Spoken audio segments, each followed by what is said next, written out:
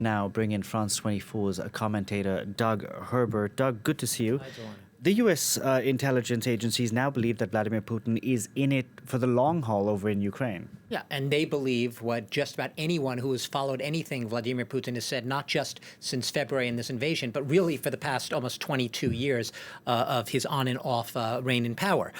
He has not hid his intentions. He has much broader ambitions than simply eastern Ukraine and the Donbas region.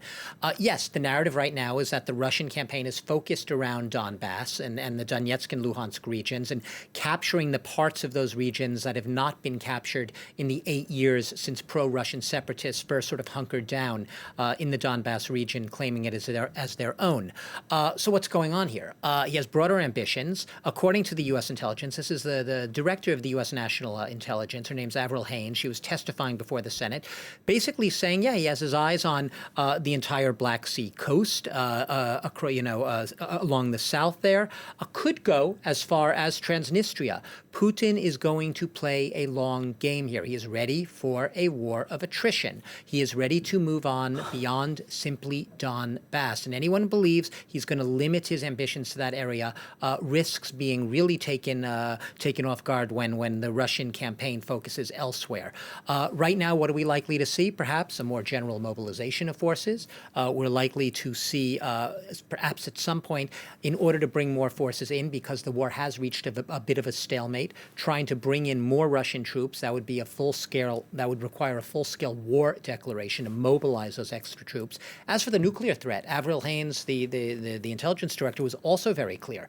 He is brandishing the threat time and again, repeatedly, of nuclear arms and nuclear tactical weapons in order to intimidate, in order to deter the West from continuing to provide even more lethal aid to Ukraine.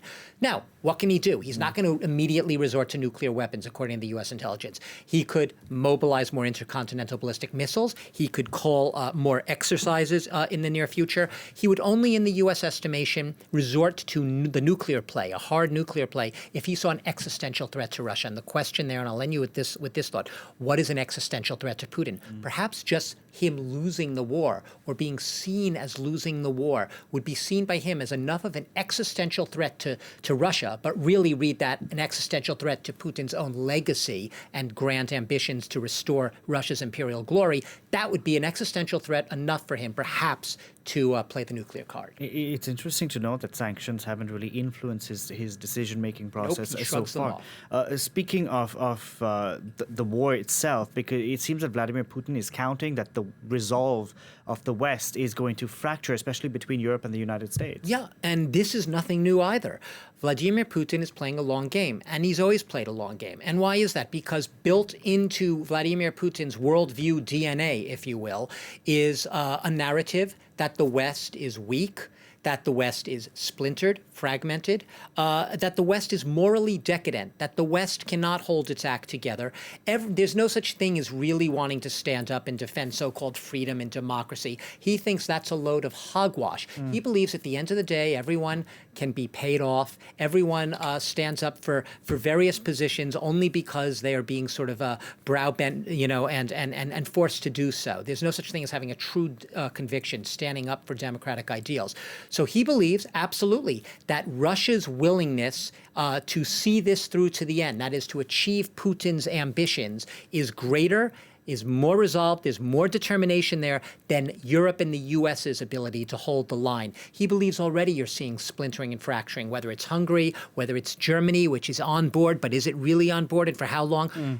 There's this narrative there.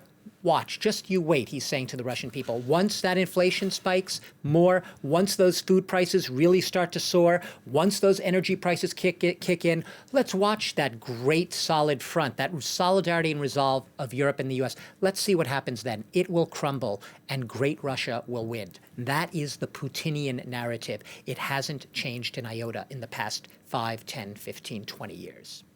Douglas, thank you very much.